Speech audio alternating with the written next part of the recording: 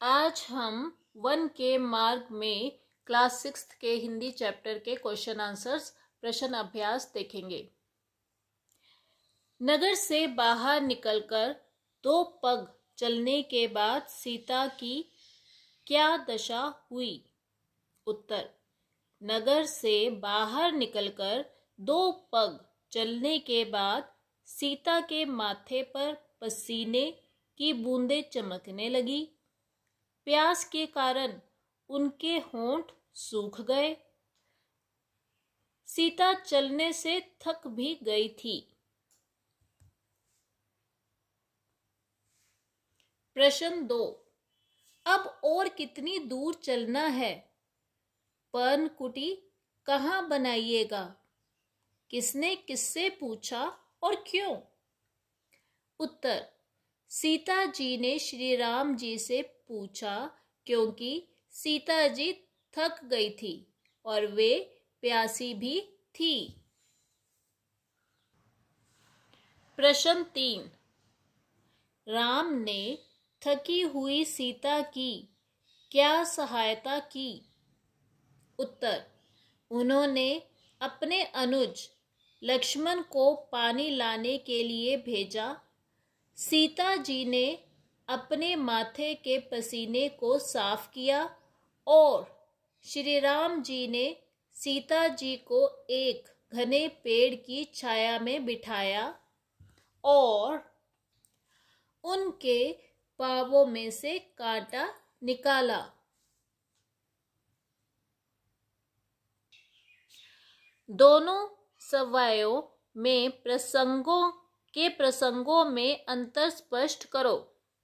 उत्तर, प्रथम सवाया में कवि ने श्री राम व सीता के अयोध्या से निकलकर वन गमन का वर्णन किया है और दूसरे प्रसंग में राम के द्वारा सीता की थकावट को देखकर देर तक पैरों से कांटे निकालने का सुंदर वर्णन किया है।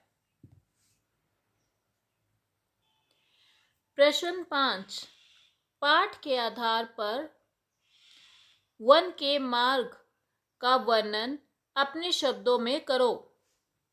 उत्तर, वन का मार्ग धूल तथा कांटों से भरा हुआ है। सिर पर सूरज की तपती धूप सीधी पड़ती है। उबड़ खाबड़ रास्ता है। मार्ग में लोगों की संख्या भी कम है। अनुमान और कल्पना।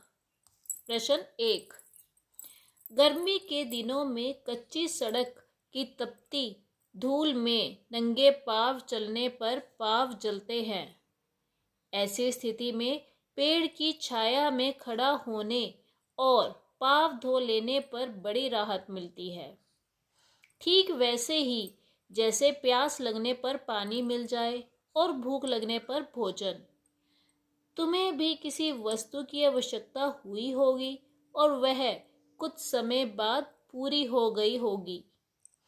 तुम सोच कर लिखो कि आवश्यकता पूरी होने के पहले तक तुम्हारे मन की दशा कैसी थी? तो उत्तर, मुझे एक सुंदर कलाई घड़ी की आवश्यकता थी।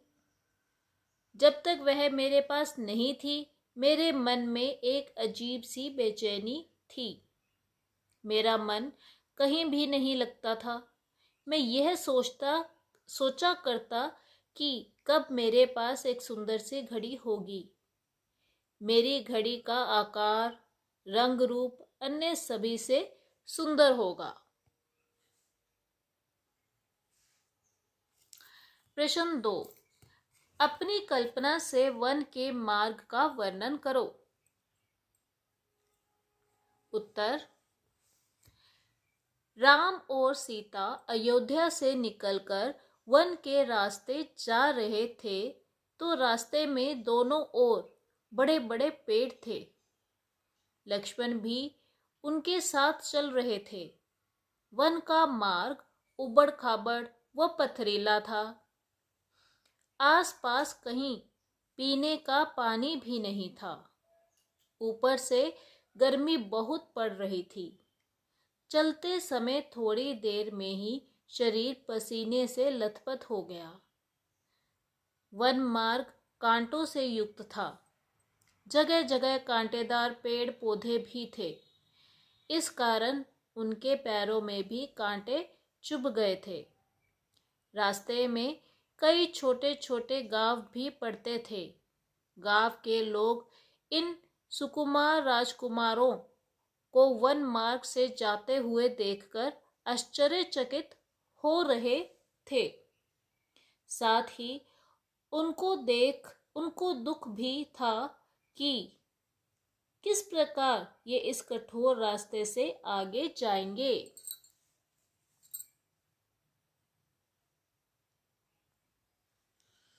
भाषा की बात। लखी देखकर, धरी रखकर, पहुंची पहुंचकर, जानी जानकर। ऊपर लिखे शब्दों और उनके अर्थ को ध्यान से देखो। हिंदी में जिस उद्देश्य से के लिए हम क्रिया में कर जोड़ते हैं, ऊपर सारे शब्दों में कर जोड़ा हुआ ना, पहुंची पहुंचकर, जानकर, ठीक है, उसी के लिए अवधि में क्रिया में ई को जोड़ा जाता है।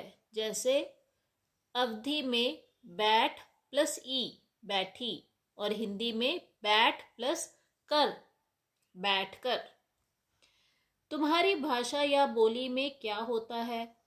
अपनी भाषा के ऐसे 6 शब्द लिखो, उन्हें ध्यान से देखो और कक्षा में बताओ। तो इसका उत्तर है, हमारी बोली में कुछ इस प्रकार के शब्द प्रयोग होते हैं। जैसे आप लिख सकते हैं, उधर उंद, किधर किंग, इधर इद, जागना जागना, इसमें न का फर्क है, ठीक है, 0 वाला न आएगा आपका। रोना धोना, रोना धोना, कौन सा कौन सा।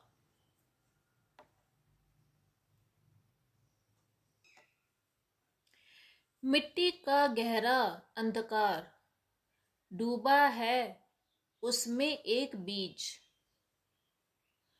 उसमें एक बीज डूबा है। जब हम किसी बात को कविता में कहते हैं तो वाक्य के शब्दों के क्रम में बदलाव आता है। जैसे चाह धरीक हैव ठाडे को गद्य में ऐसे लिखा जा सकता है, छाया में एक घड़ी खड़ा होकर। इसको हम कैसे लिखेंगे? छाया में एक घड़ी खड़ा होकर। उदाहरण के आधार पर नीचे दी गई कविता की पंक्तियों को गद्य के शब्द क्रम में लिखो। जैसे ये ऊपर एग्जाम्पल दिया गया है या ये एग्जाम्पल दिया गया है, तो आपको इन 4 पंक्तियों को भी वैसे ही लिखना है। तो देखते हैं। पुर ते निकसी रघुबीर बधू। पुर मीन्स नगर, पुर ते निकसी रघुबीर बधू। नगर या किले से निकली रघुनाथ मतलब रामचंद्र की पत्नी सीता। नेक्स्ट है, पुट सुखी गए मधुराधर वे। उनके मधुर होंठ, पुट मीन्स होंठ, सूख गए। पर्णकुटी करहे कित हवे। पत्तों, पर्ण मीन्स पत्तों की बनी कुटिया, पर्णकुटी मीन्स पत्तों की बनी कुटिया बनानी कहाँ है। कित मीन्स कहाँ बनानी है। बैठी विलंब लो कंटक काटे। बैठकर देर तक कांटे, कंटक मीन्स कांटे निकालते रहे। विलंब मीन्स देर तक, बैठी मीन्स बैठकर, बैठकर देर तक कांटे निकालते रहे। कहाँ से? पैरों से।